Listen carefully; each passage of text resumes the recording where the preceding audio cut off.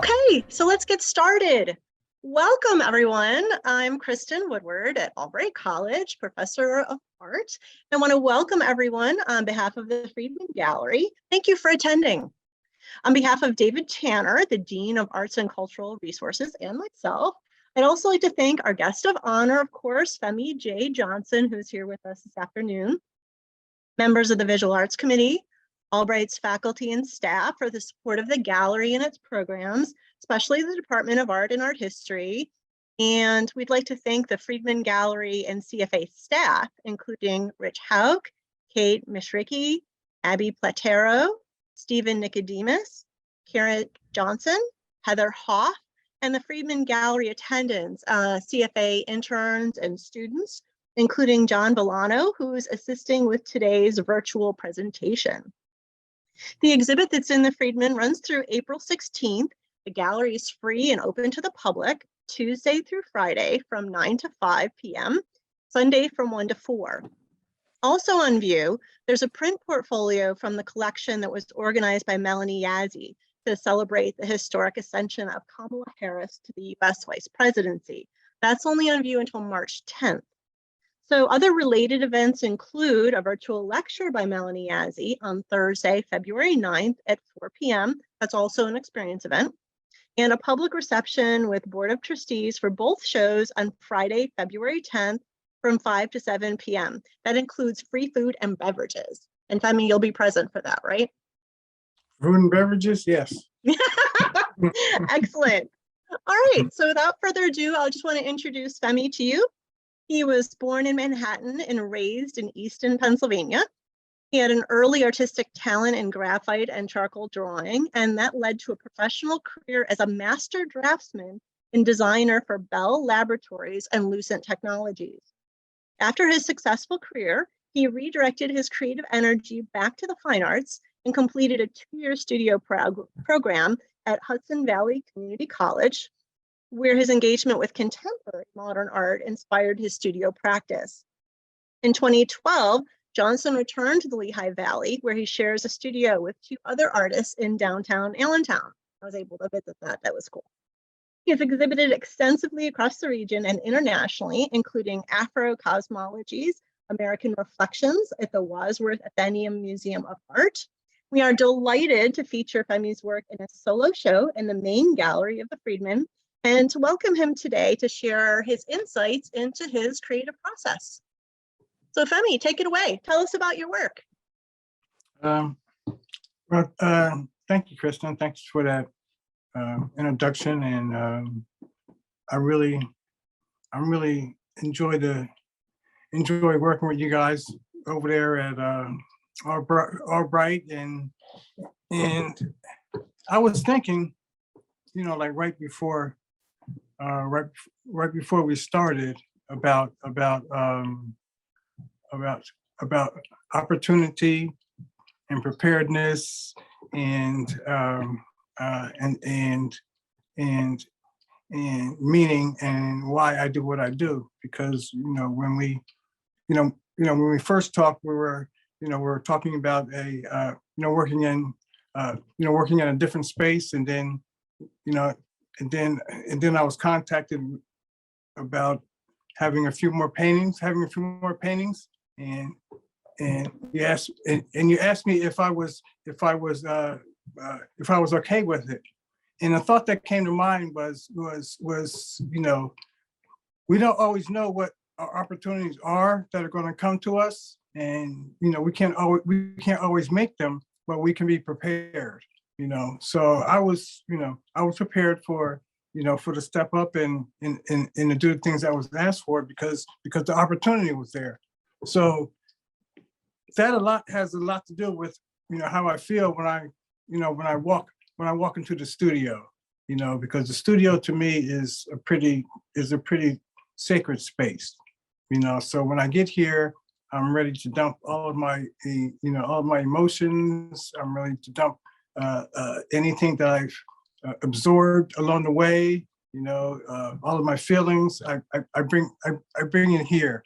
So in a way that really helps me to be able to communicate while I'm sitting in the middle of that space. So anyway, I really just call myself a street kid from Easton, actually, because I grew up in Easton. I was born in New York, but I grew up in Easton, and a lot of my growing up was just was just living in my imagination. Was just living in my imagination, really. And my early escorts with art was I majored in art in high school from 9th grade through like 12th grade, and I was given like a lot of fundamentals and and things like that. But then as far as life at that time, there was like so many things coming at me at the time that the way I was drawing, I was drawing a lot of I was drawing kind of like collage surreal drawings, because that was my comfort. That's where I just like lived. I would draw like a tree, and then maybe next to it would be, would be an arm, then underneath of it might be a bottle, or it was just, I would just like, that's what freed me. That's what freed me. And like I said, I majored in art in high school. And then as I was going to college, there was like some other things going on, but I started making babies too early in life. I mean, not too early, but I had to do things to like, take care of a family and stuff, which was, which was fine. So that's what led me into drafting. I went back to drafting school, and that's kind of where I lived. I kind of loved just sitting in the corner with my, drafting tools and, and projects and just making working drawings. I really enjoyed doing that because I was pretty good in math, and I was, in geometry, and stuff like that. So being able to mix it with my art, I could just sit and just, do drawings, and do drawings all the time. And then around, let me see, in the early 90s, I had to get as good on the computer as I was on the drawing board.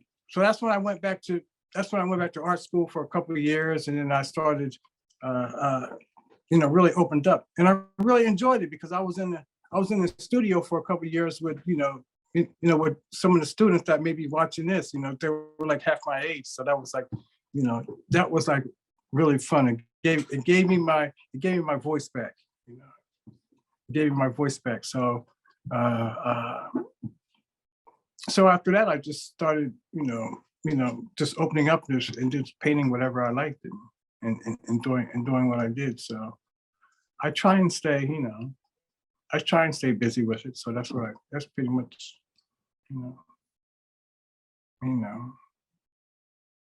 it's pretty much where I'm at.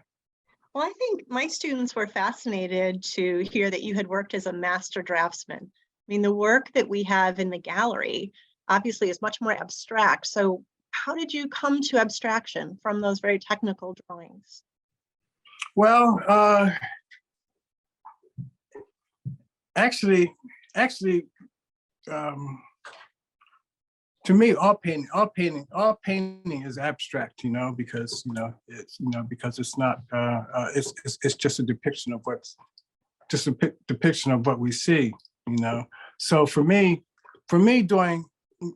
doing abstract is just going back to, some of my early beginnings. I remember as a childhood, because a lot of times I think while I'm sitting in a space, and I'm working, I'm thinking about the times when I was a child, like in my room, playing with like little toys and just like imagining and making up things while I'm in the room in my bed. I'm pretty much an introvert, so that's what I do with my imagination, So I used to like play with those toys and make like little things, and then add some like colors to it and some of my like little drawings. So if I can get back to that, if I can sit here and like get back to that and put everything else into it,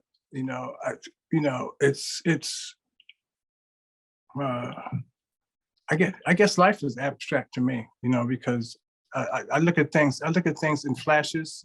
And I absorb things like as as a collage. And so abstract to me is not always non-objective. I don't look at it like as everything is like non-objective. That's the way I was, that's the way I was trained with it. That's the way like I play with it.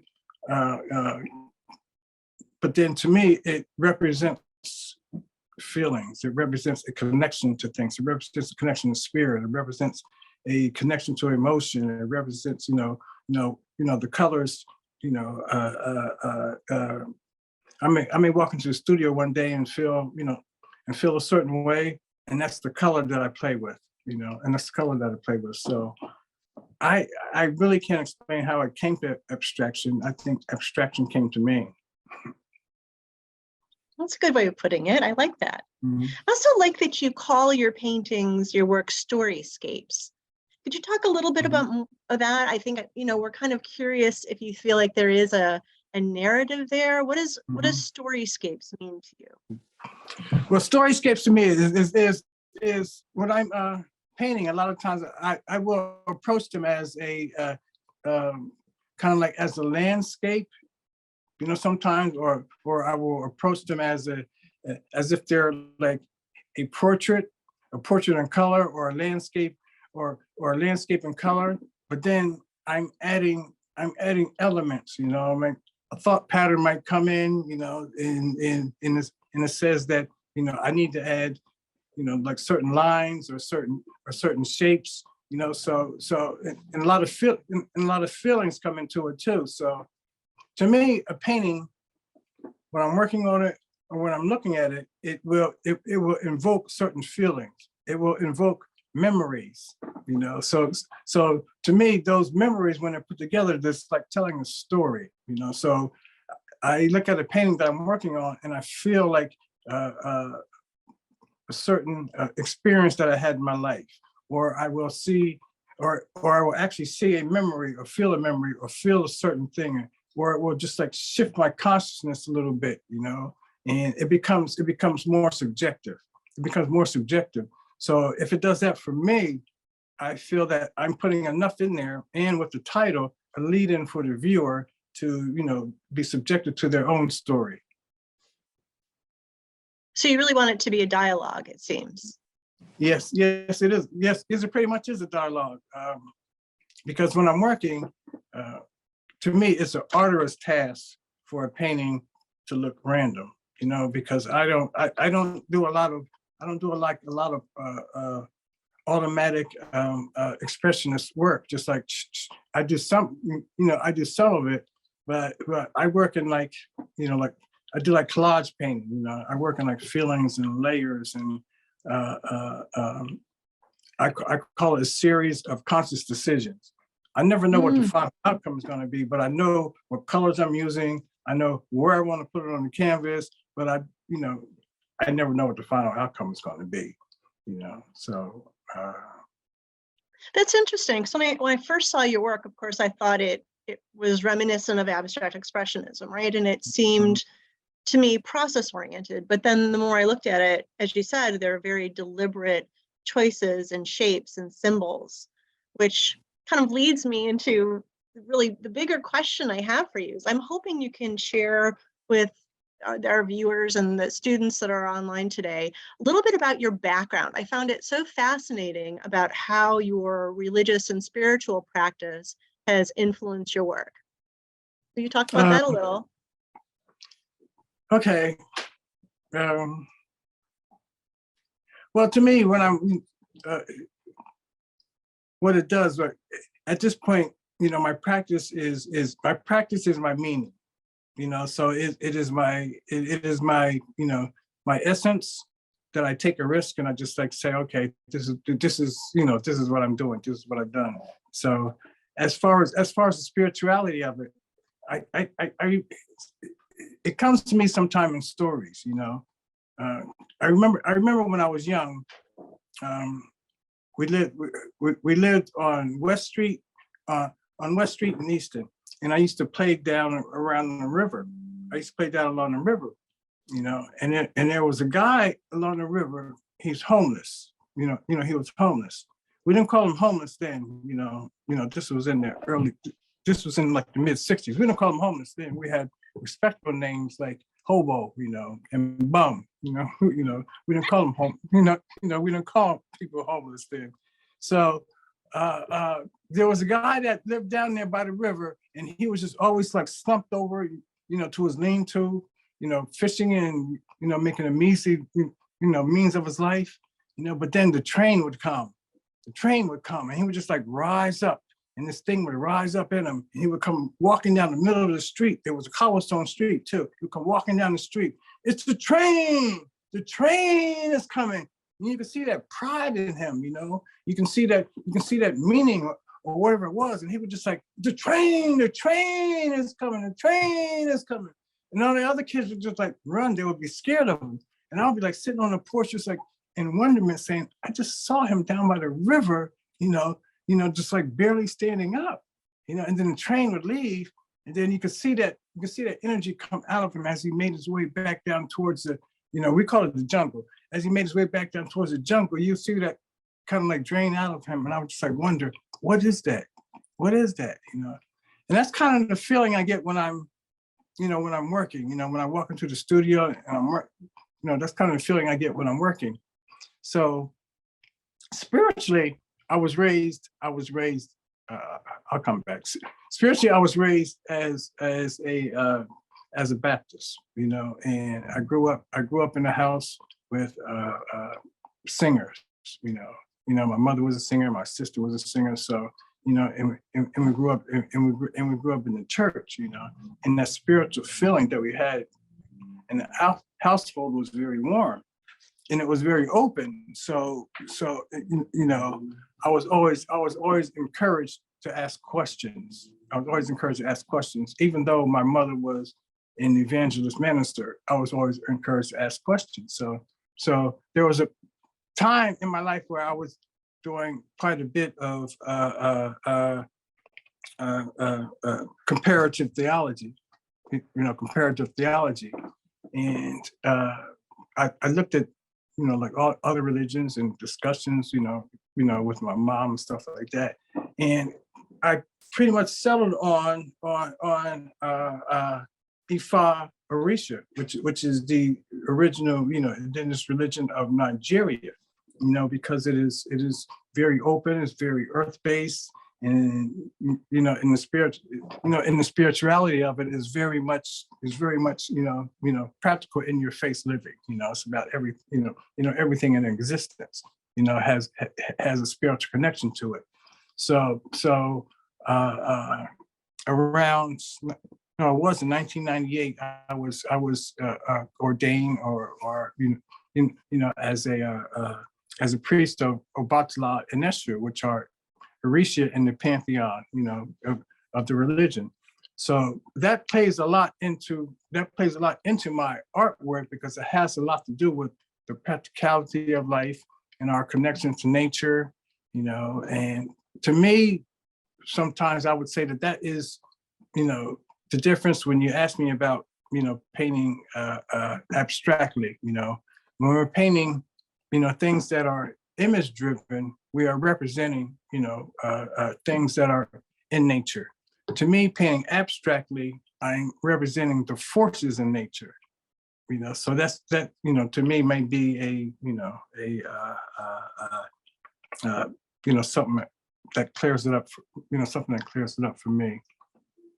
Yeah, I found it was, when I spoke to you in your studio about this, how rich that Yoruba tradition was. And I hadn't heard until just now that you said your mother was Baptist. I find that really interesting. So was there that kind of tension, do you think, in your work between these two cultural traditions, this kind of Nigerian Yoruba tradition and the Baptist, or no? No, because the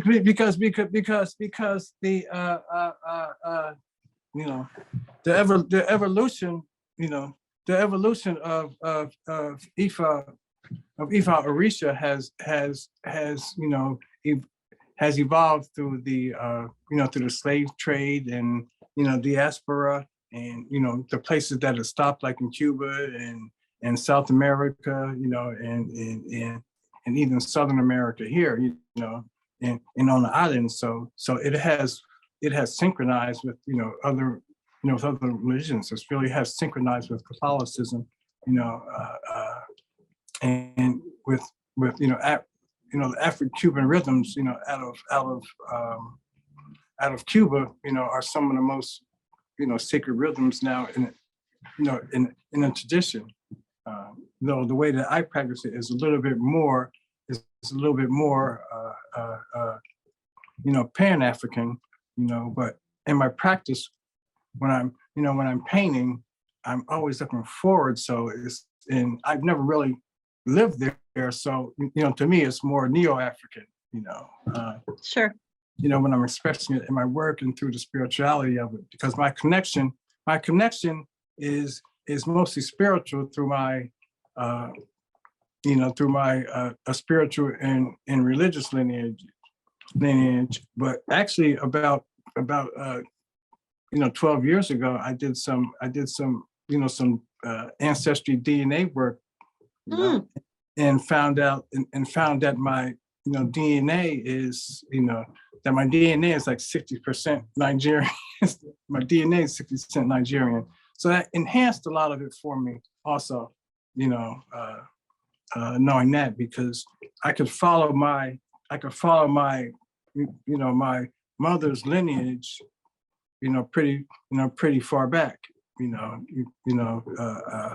but I cannot follow my father's lineage that far back. I haven't seen my father since I was like 5 years old.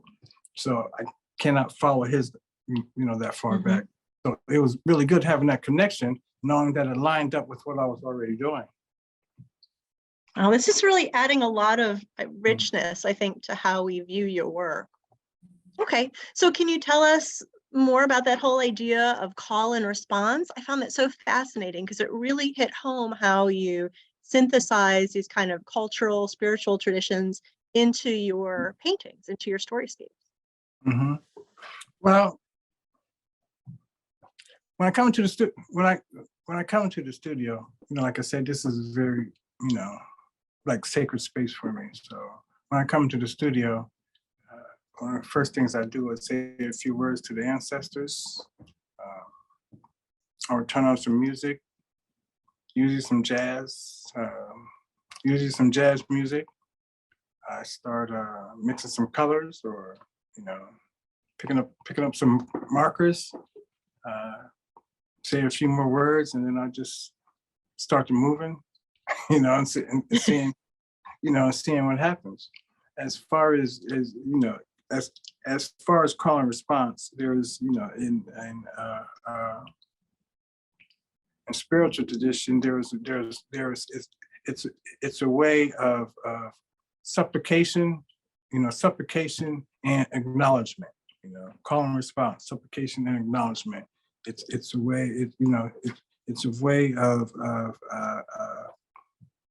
giving veneration, and it's a way of giving veneration, and at the same time accepting the presence.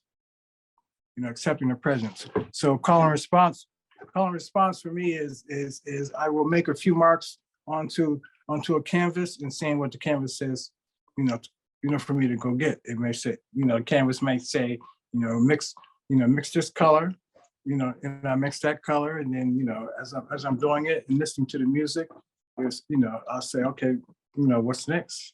So the call and response is a combination of everything that I'm doing when I'm working. Actually, the call and response could be like,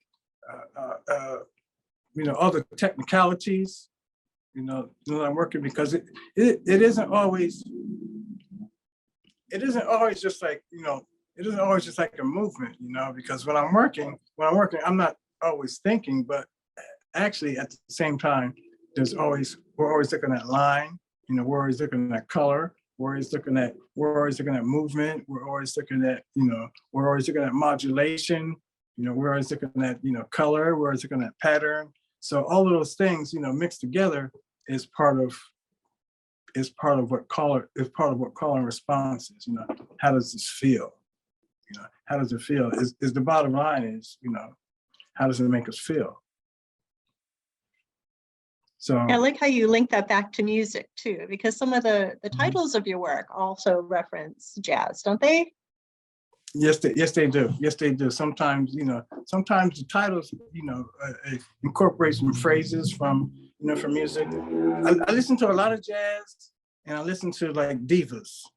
I grew up listening to my mother. My mother, when she was younger, she sang at the Apollo, and she sang in church. And then, my sister sang in church. She sang in bands. My grandmother sang. I would wake up on today's Sunday. I would wake up on a Sunday morning, laying in bed, and I could hear my mother, my sister, and my grandmother in the kitchen making breakfast, harmonizing, a gospel spiritual. And I'm laying in the bed, and I'm just like, this is it, And I would get that smell of that food, and you see those cartoons where you get the scent of something, and you're just like floating. I would just like float down into the kitchen, listening to that music, and and they're feeding me, and I'm just like, the warmth of that. If I can recreate that on a canvas, if I can recreate that feeling on a canvas, then I've accomplished. Yeah, they're very rich. I don't know if I get a smell. You'll have to clue me in on the smells, but it is kind of a visceral surface. It does seem like there's layers of stuff. And one of the other questions I wanted to ask you is the role of collage, because you mentioned it earlier, but it seems like sometimes there's little fragments of something photographic sometimes. And it seems in some ways like it's startling, but maybe it's just kind of coming out of like this underpinning of this underpainting and this kind of structure underneath the more gestural expressive marks. Do you know what I mean? Like those little photographic elements. How do they function? Well, it's like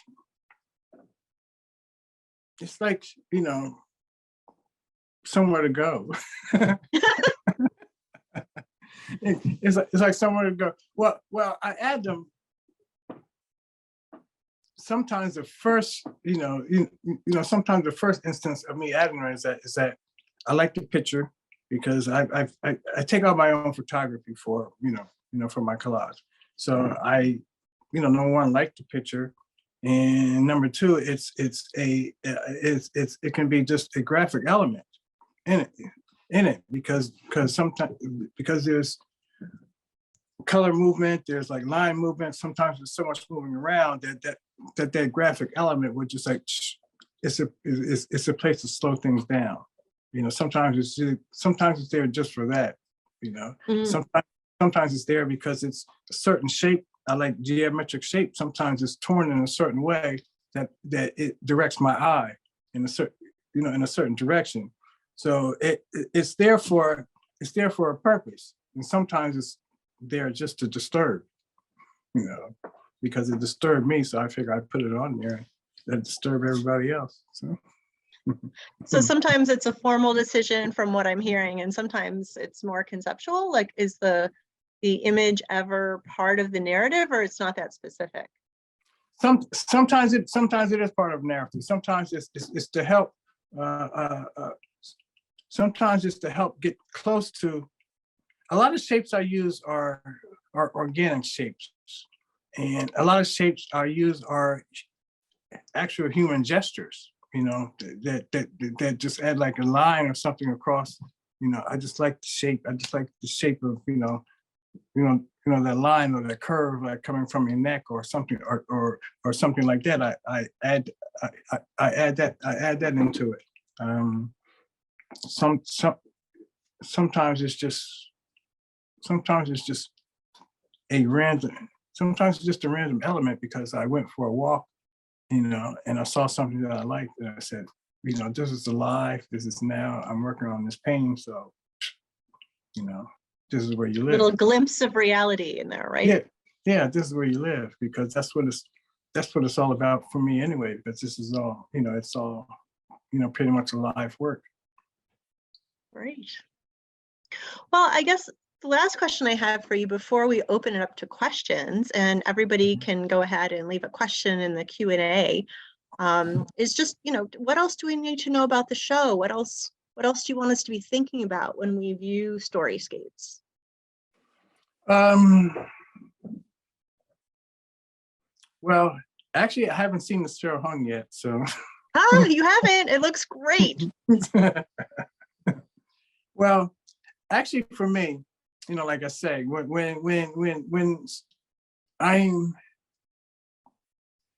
I'm, when I'm done with a piece of work, I usually look at it and say, okay, I'm gonna, take the risk of saying this is done, and I'm ready to and I'm ready, and I'm ready to put it out there.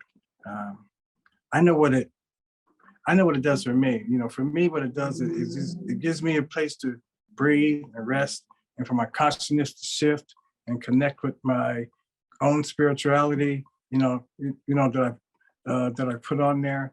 So, I have an installation about 3 blocks from here, and the one quote that is used from it says that we are all connected through our souls.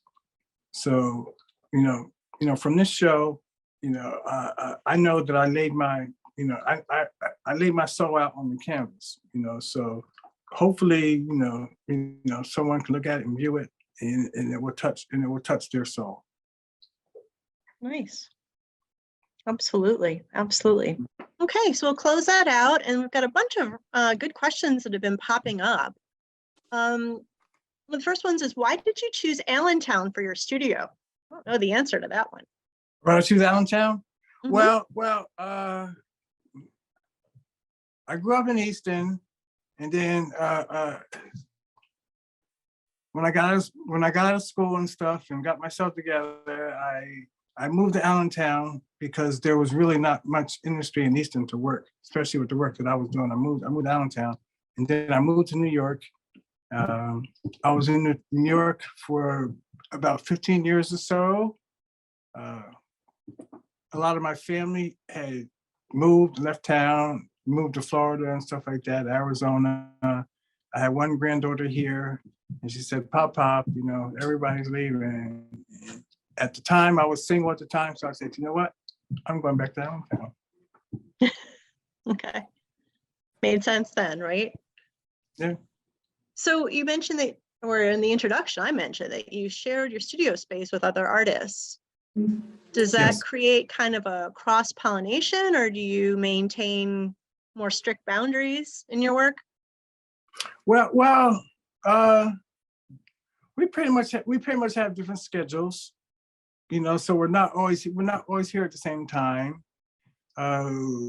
We've been here going on 11 years now, so we're almost like a family. One of my studio mates is here now. I'm about to throw some spitballs at her. Not heckling you? No, she's not. No, she's not heckling me. We actually get along. We actually get along really well. We've earned it. We've earned the trust in each other that we get the best critiques from each other. Actually, when we desire them. So it's been really a good arrangement. Great. All right, we've got a bunch of questions. I'll try to look for some patterns here. Isaiah's asking, what aspect of your work do you take the greatest pride in? What aspect of my work? Mm-hmm. Let me see. Well, I think it's like finishing a painting, because this stuff does, sometimes I try and make it look easy, but it's not, easy.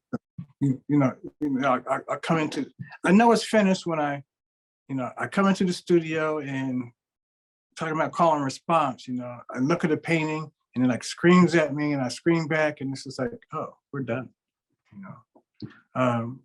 So the process is the aspect, just pretty much. Yeah, Megan has a great follow-up question about that. She said, thank you for the inspiring talk. I'm struck by the phrase, take the risk of saying this is done. From a writing perspective, I can really relate to that. Could you share a little more about what the process of completing a painting is like? Well, I just kind of described it. It's kind of like that feeling when I you know, like I come into the studio and the paint, and because I'm used in that last session, I'm usually just like in it. I'm like so deep in it, and it's like, okay, I better, you know, walk away before. Seems like the next thing I do, I'm just going to screw the whole thing up, you know, sometimes, and then you walk away, and then you come back. I come back like the next morning or a few hours later, and it's just like, and you see that, and you get that fresh look at it, and it kind of like, it kind of smacks you, and you smack back at it, or you holler back at it and say, oh, you know, it's done. I'm done. Or if I do any more to it, I'll have to go through the whole process of putting it back, fixing it again. Right, You know, right. So, yeah. Well, David Tanner is on their call. He's weighing in. He wanted to say thank you for sharing your amazing work and for being so flexible and expanding the show. David says that you're one of the most gracious artists and people that he's ever had the pleasure of working with. Those are big shoes there. Oh, he's also thanking me for stepping in. Just a reminder that we will have a full color catalog available before the show ends. I hope everyone will come see the work in the gallery and will attend Friday's session to meet Femi in person. So he was also curious about if you were working on more than one piece at a time. And I know it's something I encourage my students to do during a semester because we only have like a 15-week time period. So do you do that as well? I think I know the answer to that. Yes, I'm usually working on at least three to four pieces at the same time.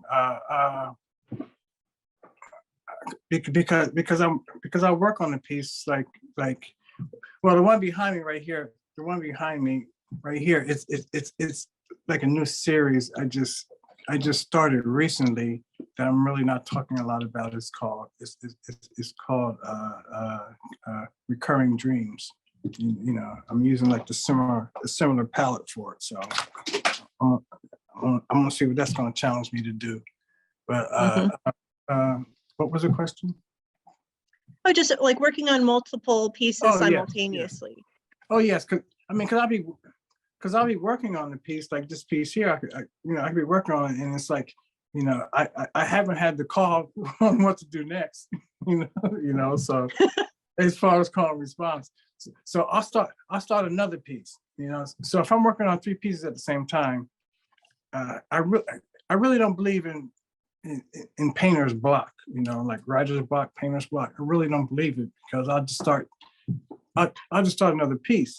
So I'll come into the studio, and if I have like a certain feeling or a certain emotion, you know, or whatever, I'll turn to another piece and just mix another color and work on something else, you know. So it doesn't stop me from working. It doesn't stop me from working. You know, if I'm not feeling what I'm doing on this piece, sometimes my feeling for the day is to work on that piece. You know, so. Well, there's lots of good questions popping up in the chat. I'm trying to look for patterns and to sum some of them up. It seems as though several people have typed in and asked if there's a particular piece in the show that you have a connection to. If you could point out to us, explain maybe what was going on at the time you were making the painting, or what emotional connection you might have to it. I don't know. Well, I don't have any other paintings here. I would say maybe I would say the last piece that I finished for the show, you know, because it's always people might ask me what is my favorite piece. It's always the one that I just finished, or else it's not finished, you know. So I would say the last piece in the show, because at the time there was some, and I think the title, I think it was, which one was it? Friendly Fetish. I think was the last piece finished for the show. There's some elements in there. There are some markings in there that really had, a lot to do with me sealing the piece, you know, sealing the energy in the piece that would be uplifting, because there was some stuff that I was going through at the time that just like, I completed it. So the markings in that painting, you know, seals it for me. Great. And a couple people are asking more about specifically any ancestral patterns in your work, and more specifically, what aspects of jazz music make it an influence, or what you want to listen to while you work? Well, listen to while I work. Well, I listen. One of my favorite musicians is Hugh Masekela. Is Hugh Masekela. So I listen to a lot of. I listen to a lot of Afro-Cuban rhythms. I listen to a lot of like, more indie music, like South African music, American jazz. I love American jazz. I love divas. I love divas. I love women singing to me. I love women singing to me. And as far as like, there's a piece behind me here, right here. I don't know if you can see it or not, but right there on the wall, it's the title of it. The title of it is Ancestral Presence. And in that piece, there's a lot of brown in it.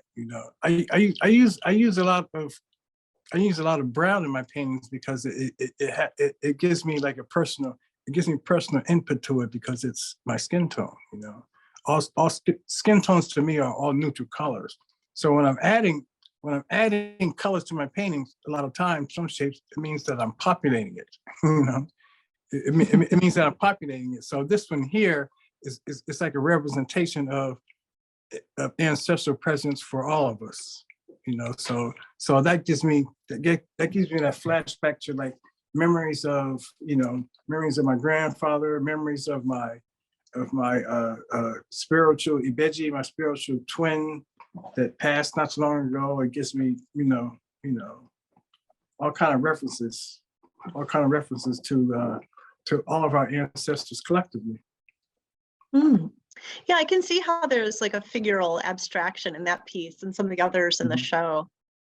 So we just have a couple more questions I wanted to get to, so we get most of the themes emerging in these questions. Dashane, one of my painting students, is asking what it is that you can accomplish in abstraction that you couldn't in another genre. So I guess why paint and why abstract paint? Why paint? Why abstract paint? Well, because I know how to paint. No, because why? Well, you know what? Another genre. Well, I did play a flute for about 6 years. I did play music for a while. And like I said, the all the technical drawing and stuff that I did, gave me like really like a good foundation, and I was trained in the style of some old masters, so for me painting abstract was, and the way that I paint it now is free, it's warming because I add life elements to it, it's natural. It feels more natural to me. I don't know what it's going to be when it's done. I love the journey. I love the journey of the process. I love the frustration of it.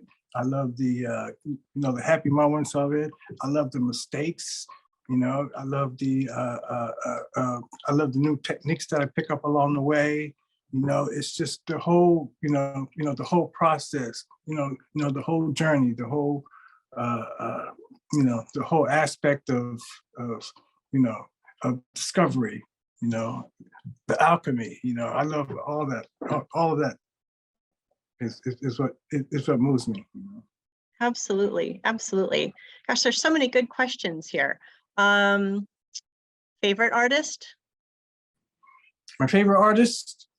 I really don't have a favorite. I usually pick an artist that's living and an artist that's past to kind of look at and balance, to kind of look at and balance my head. Actually, lately I've been looking at I've been looking at, there's this one artist that I always, look back. I always look at his work, Kemmler from Chicago, out of Chicago. I like his work, and I've been looking at Lee Krasner's work lately. Okay, interesting. So that's kind of what's been influencing me lately. I don't have like a favorite. So if I was to say a favorite, I would say like maybe half a dozen artists from the Harlem Renaissance period. Oh, I'm glad you actually brought that up, because one of the other questions I thought I'd ask you is, someone typed in, do you feel as though the time period in which you were born impacted your art? And we've been talking about the Harlem Renaissance and Jacob Lawrence in my painting class, but what about the time that you lived? Was there something about the time period you lived through that would influence your work? Well, the time period that I lived through, I would say some of the biggest influences would have been when I was, when I was younger. I would say like Charles White, Elizabeth Catholic, times, when I was going and getting out of school, I didn't have a lot of influence of, but Basquiat, some Warhol at that time. But then a lot of, I did not at the time. I didn't have a lot of local influence. I don't have a local influence. I would say for me, that was the only thing that I would kind of say would be a regret. I didn't have a lot of local influence when I was like in high school and shortly out of high school. Well, the last question that we'll have for now, and we're not getting to all of them, so I'm hoping that the people who've been typing in and are curious will come to the reception on Friday. But how about if we leave with the last question of what advice you might have for young artists? What advice would I have for young artists? I have this painting in this right now. It is out in it is out in the Midwest. It is out being shown out in the Midwest right now. And the title of it is "Little Boy Black, Paint What You Feel." I think that's good and simple advice. Yeah. Excellent. Well, Femi, thank you so much for joining us today, giving us time, and more importantly, sharing all of your amazing work with us. It's a fantastic show to go and immerse yourself in, and having that kind of call and response and the dialogue back and forth, not only with you, but what the works have between themselves. And that kind of creates a certain dynamic in the space. So I can't wait for you to see it. And I would encourage everybody to go on their own and see the space and the work on display, and come to our reception on Friday. All right. Yes, I'm looking forward to that. All right. Thanks so much. I'll see you then. Okay, thanks for everything. All right. Bye. Bye.